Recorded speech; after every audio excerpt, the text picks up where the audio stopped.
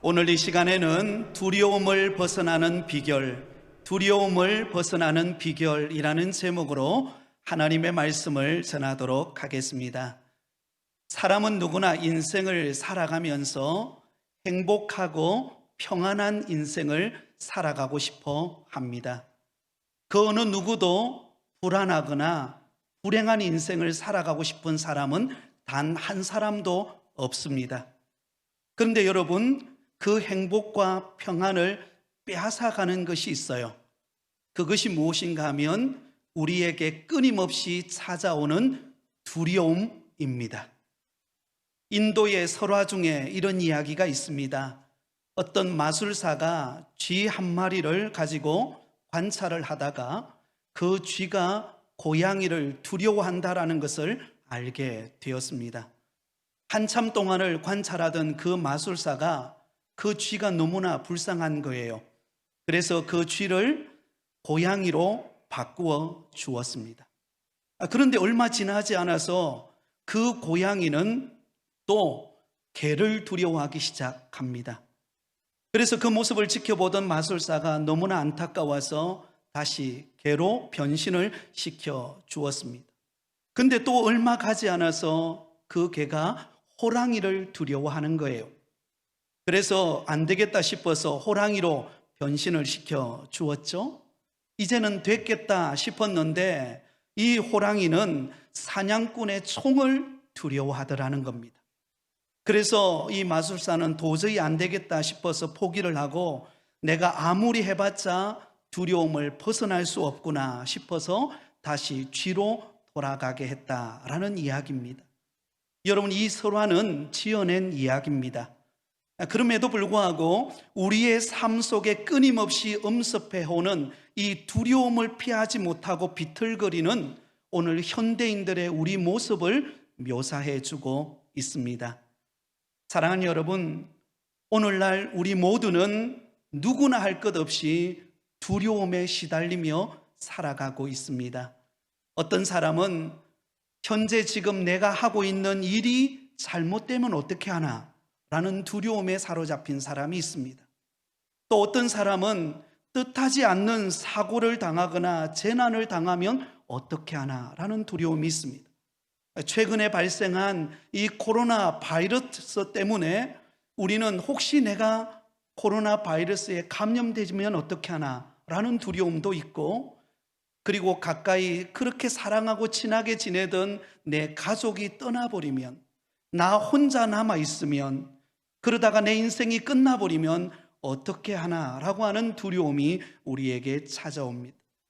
오늘 이 시간 예배의 자리에 나오신 여러분에게는 어떤 두려움이 있습니까? 미국의 시사 잡지인 타임즈에서 사람들이 겪는 두려움에 대하여 심층적으로 보도한 일이 있었습니다.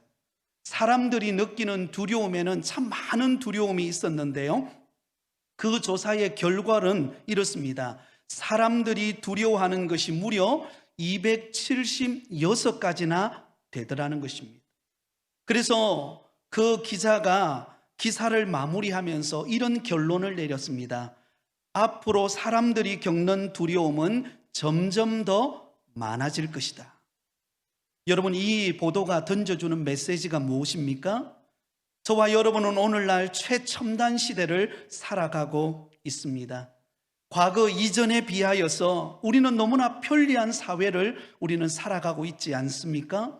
그럼에도 불구하고 이전보다도 훨씬 더 많은 두려움이 우리 마음속에 엄습해서 우리를 괴롭히는 시대가 된다는 것입니다.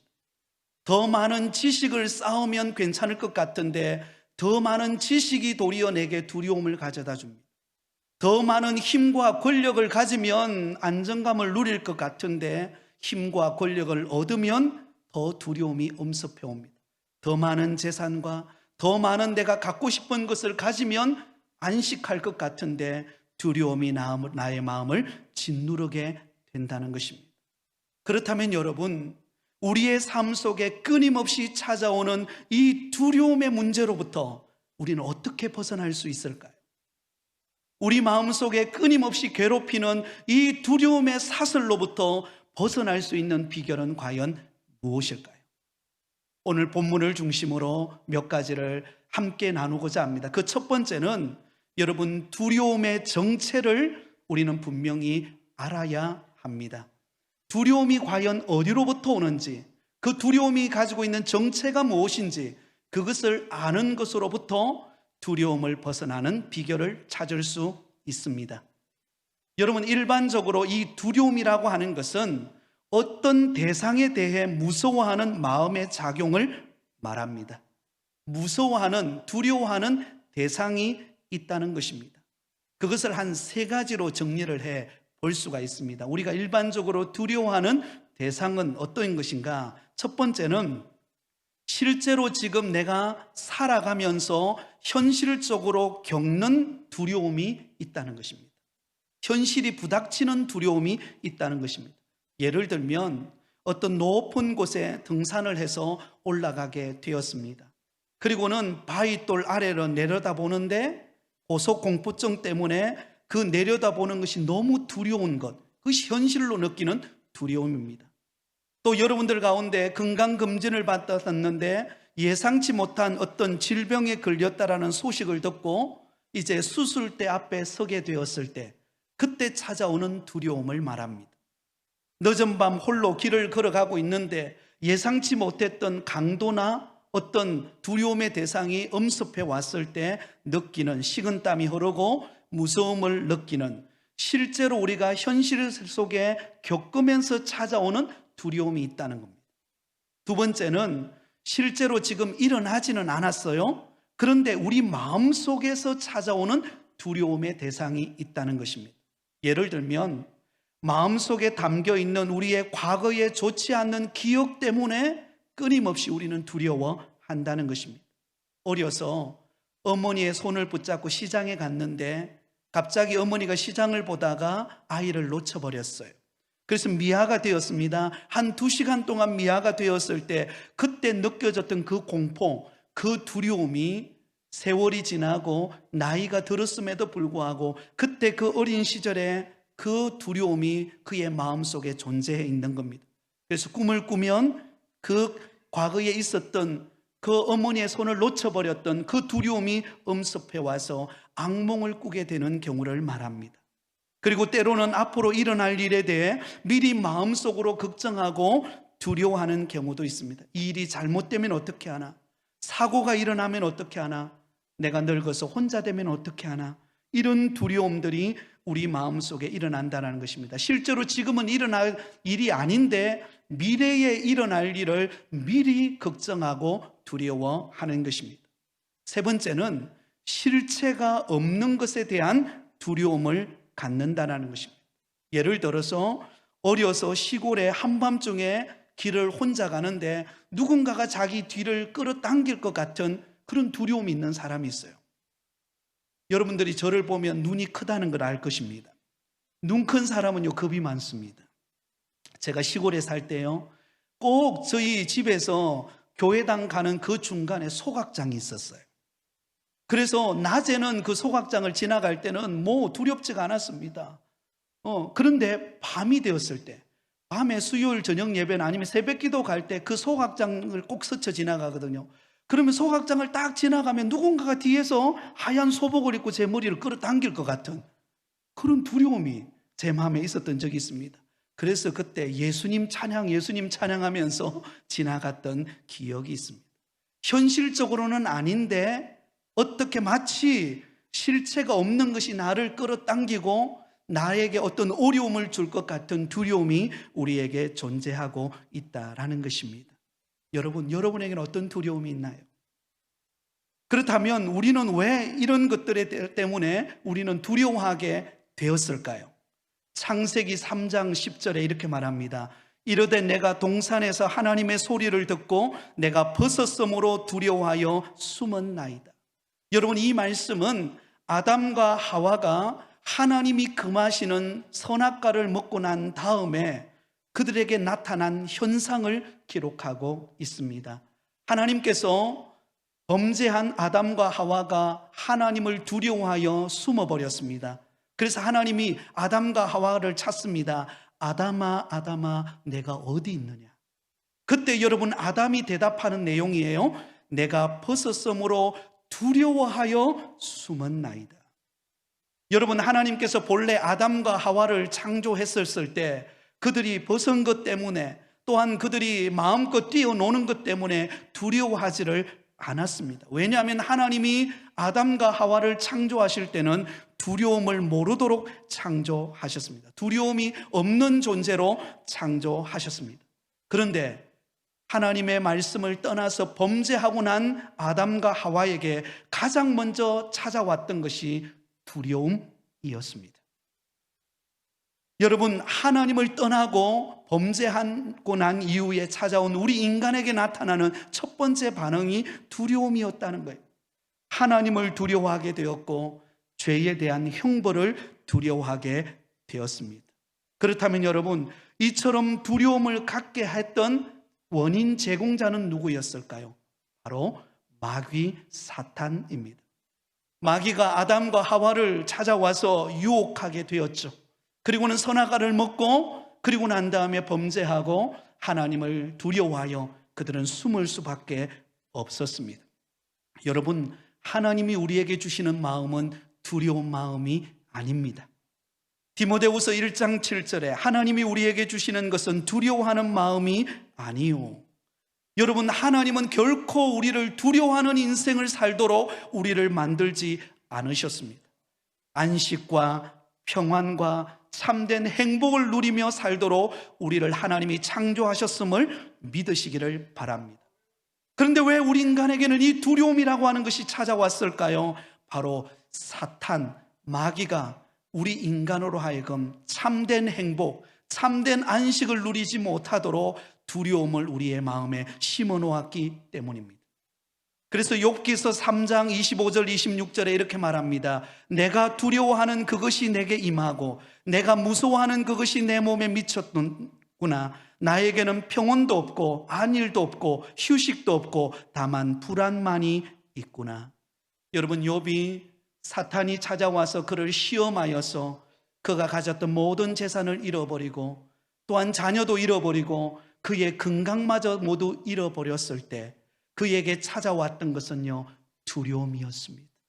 더 이상 인생을 살아갈 만한 그런 여력이 없을 만큼 두려움이 그의 마음을 짓눌러 버렸던 것입니다. 사랑하는 여러분, 실제로 우리가 고통을 겪는 것보다 더 무서운 것은요, 그 고통에 대한 두려움입니다. 실패보다 더 무서운 것은요, 실패에 대한 두려움입니다. 죽음보다 더 무서운 것은 그 죽음에 대한 두려움이에요. 요즘에 우리가 이 코로나 바이러스로 인하여 얼마나 지금 어려움을 겪고 있습니까? 다 마스크를 쓰고 또 거리두기를 하고 또 식당에 가서나 또 어느 곳에 가서든지 왠지 모르게 우리 마음에 두려움이 존재합니다.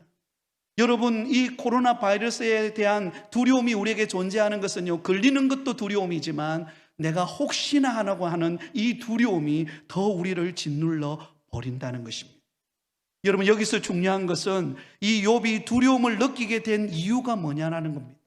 왜 욥에게 이 두려움이 엄습해서 그를 불안하게 하고 그의 마음을 짓눌러서 낙심을 가져오게 했을까요? 바로 마귀 사탄 때문이었다는 것입니다. 마귀가 찾아와서 그의 환경을 뒤집어 놓았어 그의 마음에 두려움을 심어버릴 때에 그때 이 욥이 불안했던 것입니다. 여러분, 독사가 먹이를 사냥하는 법이 있다고 합니다. 독사가 먹이를 딱 발견하면은요, 순식간에 덤벼서 날카로운 이빨로 통해서 나오는 그 독을 주입시킵니다. 그리고 나면은요, 그 독사의 독에 물린 그 사냥감이 점점 힘을 잃어버리고 꼼짝달싹 못하게 된다고 합니다.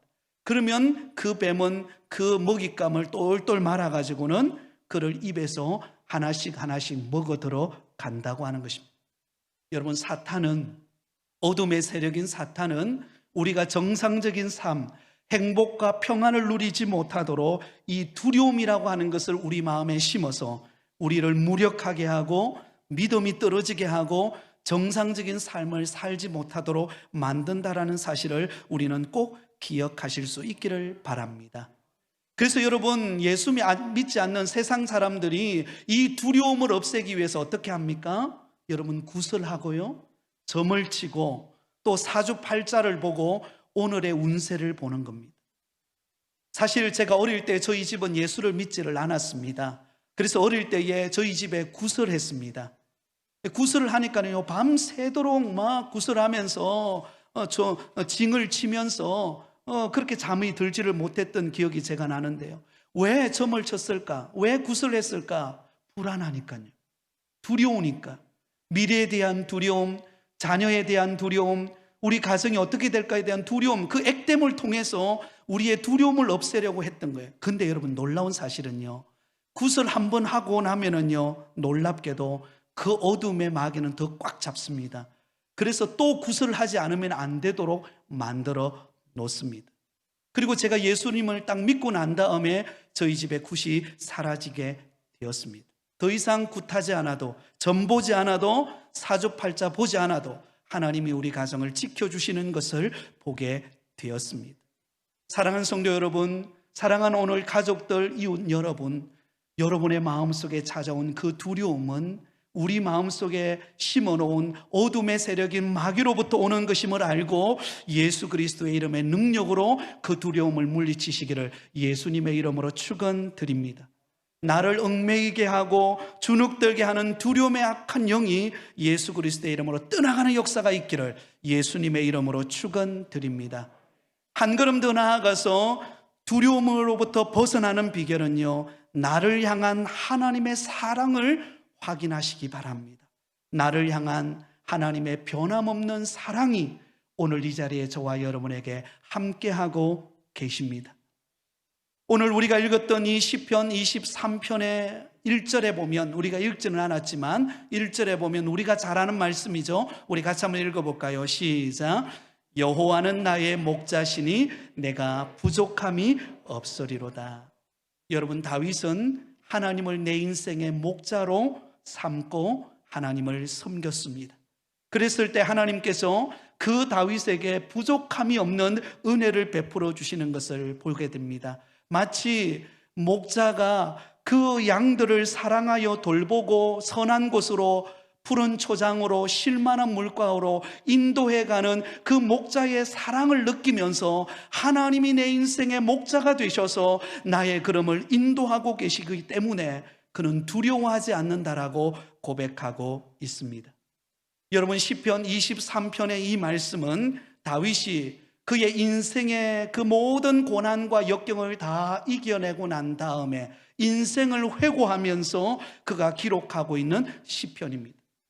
여러분, 다윗은 시편 150편 가운데 무려 75편이라고 하는 굉장히 많은 시편을 기록했습니다. 그 중에서도 시편 중에 시편이라고 할 수 있는 시편 23편의 이 말씀은 대표적인 다윗의 시입니다. 다윗은 자신이 지나온 그 모든 세월 동안 때로는 수없는 고난과 위기와 시련을 겪어내면서 그 가운데 몰려오는 수많은 불안과 어려움의 환경을 딛고 이겨내면서 그 가운데 그가 깨달은 것이 무엇인가 하면 하나님이 내 인생의 목자시다. 하나님은 변함없이 나를 사랑하시는 목자가 되신다라는 것을 고백하고 있습니다. 때로는 사울 왕의 시기심 때문에 무려 10년이라는 세월 동안 그는 도망자의 신세가 되어야만 했습니다. 그럼에도 불구하고 하나님은 한 번도 다윗을 놓친 적이 없습니다. 왜냐하면 하나님이 다윗의 목자가 되셨기 때문입니다. 그 다윗을 사랑하고 그 다윗을 선택하신 하나님이 결코 불꽃 같은 눈동자로 다윗을 놓치지 않고 붙잡고 계셨기 때문입니다. 그가 왕이 되었을 때 그의 아들 압살롬이 반역을 해서 신도 제대로 신지 못한 채 다윗은 쫓겨당하는 신세가 되어버렸습니다. 그래서 주변의 사람들이 막 조롱했죠. 다윗을 향하여 막 조롱합니다. 그럼에도 불구하고 다윗은 두려워하거나 절망하지 않았습니다. 왜냐하면 자신을 사랑하는 그 하나님이 내 인생의 목자가 되심을 믿었기 때문입니다. 그래서 다윗은 나를 사랑하시고 나를 오늘도 아낌없이 붙들고 계시는 그 하나님이 내 인생의 목자가 되심으로 나는 결코 두려워하지 않고 나는 부족함이 없다라고 고백하고 있는 것입니다. 사랑하는 성도 여러분, 오늘 이 자리에 저와 여러분을 부르시는 우리 하나님은 저와 여러분을 사랑하시는 우리의 인생의 목자가 되심을 믿으실 수 있기를 바랍니다. 하나님이 우리를 사랑하는 그 사랑을 변함없이 우리가 경험하고 느낄 수만 있다면요, 우리는 그 어떤 두려움도 이겨낼 수가 있습니다. 요한일서 4장 18절에 사랑 안에 두려움이 없고 온전한 사랑이 두려움을 내쫓나니, 하나님의 사랑을 경험하면, 하나님의 사랑을 느끼면요, 두려움은 물러갑니다. 여러분, 아무리 캄캄한 밤이라 할지라도요, 전등불이 딱 켜지면은요, 그 어둠은 물러가듯이 우리 마음속에 있는 두려움과 염려와 불안과 온갖 인생에 우리가 경험하고 있는, 인생을 경험하는 현실 속에서 느끼는 모든 두려움의 존재가 하나님의 사랑을 느끼는 순간, 하나님이 나를 변함없이 사랑하고 하나님이 나를 변함없이 품고 있다고 하는 그 놀라운 사랑을 깨닫는 순간 우리를 얽어매는 두려움은 떠날 줄 믿습니다. 여러분, 어린아이가 가장 편안할 때가 언제일까요? 어머니 품속에 있을 때입니다. 어머니 품속에 안겨서 평안히 잠들고 있는 그 모습, 그 모습을 보는 그 아이는 너무나 사랑스럽고 너무나 평안합니다. 그 아이는 무엇을 느끼고 있나요? 어머니의 사랑을 느끼는 것입니다. 어머니 품 안에 따뜻함을 느끼는 것입니다. 여러분, 이 세상에 아무리 풍파가 심하고 우리 앞에 많은 고난과 시련과 어려움이 있다 할지라도 하나님은 저와 여러분을 안고 계십니다. 하나님은 저와 여러분을 변함없이 사랑하고 계십니다.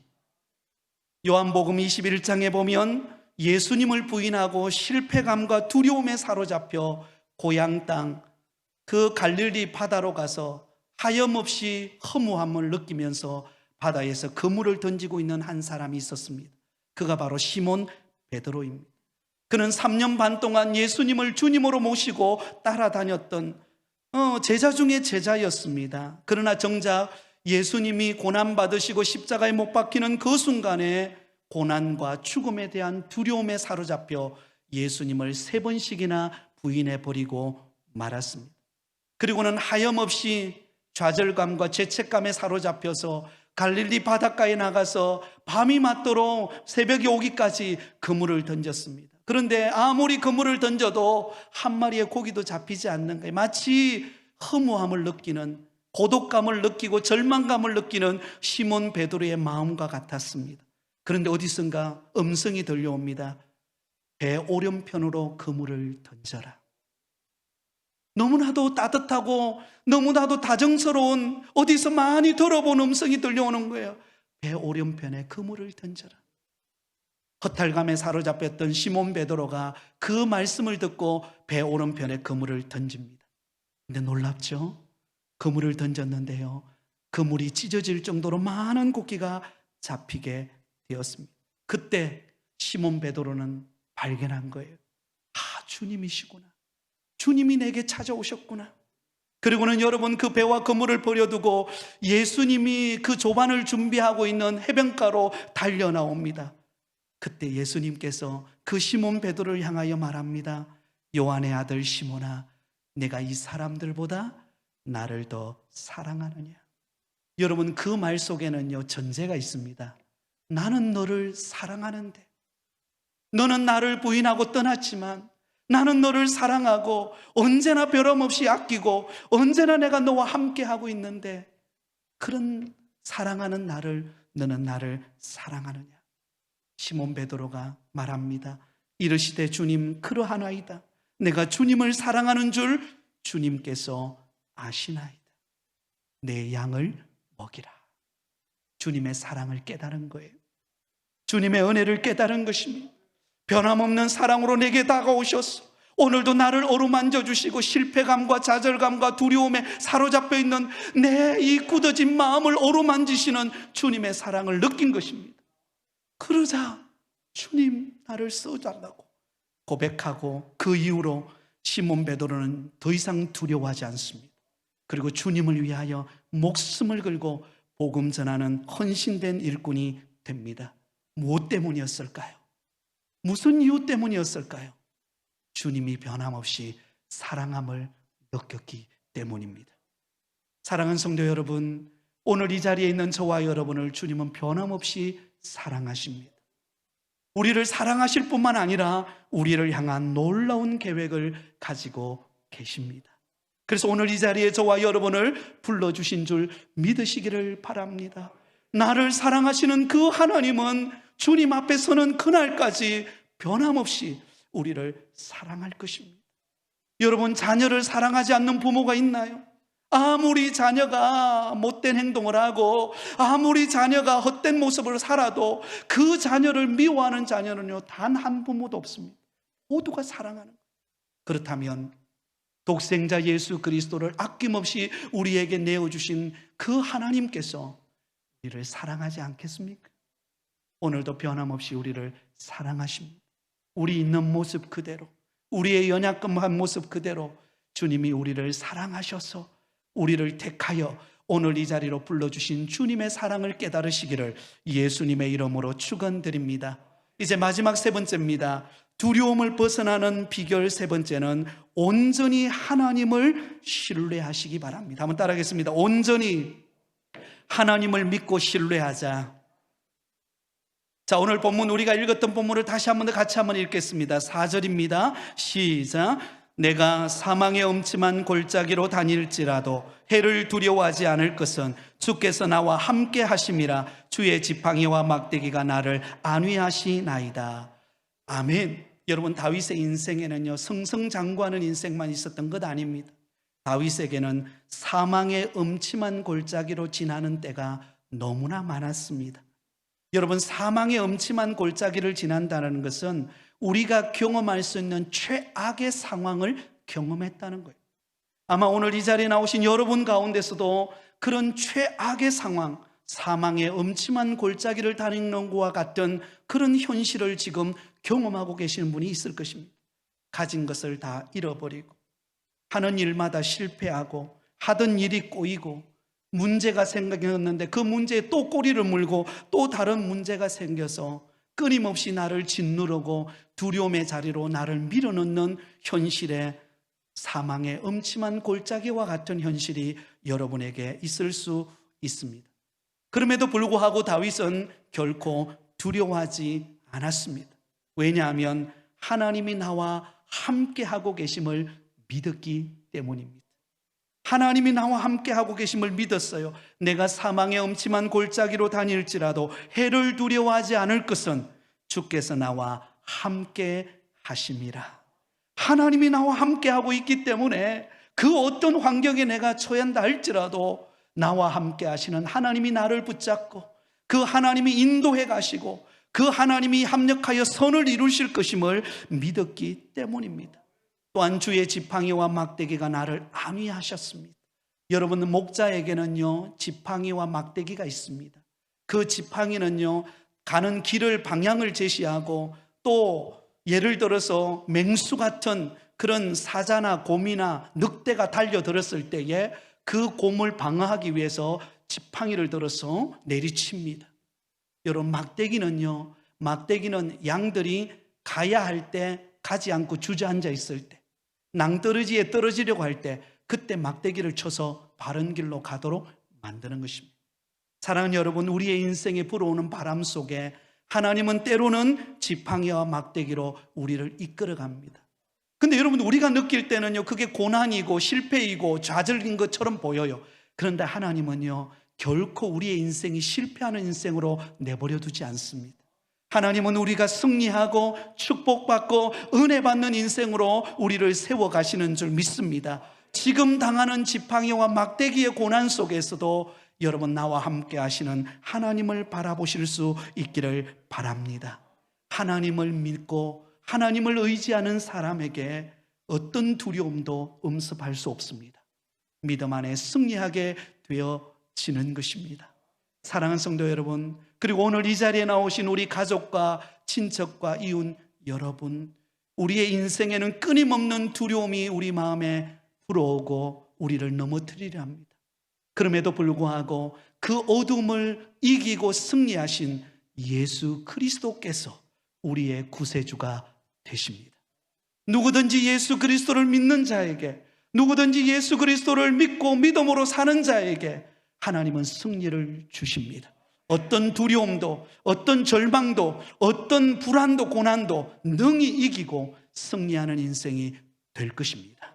저와 여러분이 이런 은혜를 받고 믿음 안에 살아가는 택한 자녀 되었음을 믿고 하나님을 내 인생의 목자로 삼고 그 하나님을 의지하고 믿음으로 달려가는, 그래서 이 한 주간을 살아갈 때에 우리 주님과 함께, 이전에는 두려워하고 낙심하고 절망했던 내 환경이지만 이제는 주님과 함께 내가 그곳으로 간다, 주님과 함께 내가 그곳으로 간다. 여러분 그 생각 가지고 가시기 바랍니다. 제가 눈이 커서 두려워했다 그랬잖아요. 어릴 때 소풀을 먹이는데요, 그 소가 공동묘지를 간 거예요. 왜 갔는지 몰라요. 공동묘지를 가가지고 풀을 뜯어먹고 있는 거예요. 한참 풀을 뜯어먹게 놔두고 난 다음에 저녁이 어스름해지더라고요. 그래서 그 공동묘지에 있는 소를 몰고 집으로 와야 되는데 너무 두려운 거예요. 너무 두려운 거예요. 그래서 SOS를 쳤죠. 아버지한테. 저 밑에 보니까 아버지가 논에서 일을 하고 계시더라고요. 아버지 와서 좀 도와주세요. 저 소가 지금 공동묘지에 가가지고 집에 와야 되는데 저게 어두운데 공동묘지에 있다는 거예요. 근데 아버지가 참 용감하더라고요. 그래서 우리 아버지인 것 같아요. 그래서 아버지가 오는 거예요. 그리고는 아버지 곁에 딱 서는 순간요, 이상하죠? 두려움이 탁 물러가는 거예요. 그리고요, 공동묘지에 가는데 공동묘지에 가면서 인사했어요. 안녕하세요? 안녕하세요. 인사하면서 소를 데려오는 거예요. 집으로 데려오는데 그렇게 신나더라고요. 그렇게 좋더라고요. 내 곁에 아버지가 있으니까 두렵지가 않은 거예요. 여러분의 인생의 공동묘지들이 우리 앞에 있습니다. 끊임없이 나를 짓누르고 나를 넘어뜨리고 마치 사망의 음침한 골짜기로 나를 밀어넣는 것 같은 현실이 우리에게 있다 할지라도 우리 아버지 되시는 하나님께서 여러분 곁에 계십니다. 그리고 여러분을 축복하실 것입니다. 저와 여러분을 향한 놀라운 일을 이루실 줄 믿습니다. 그 아버지 되신 하나님과 함께 찬송하며 승리하며 살아가는 저와 여러분이 되시기를 예수님의 이름으로 축원드립니다.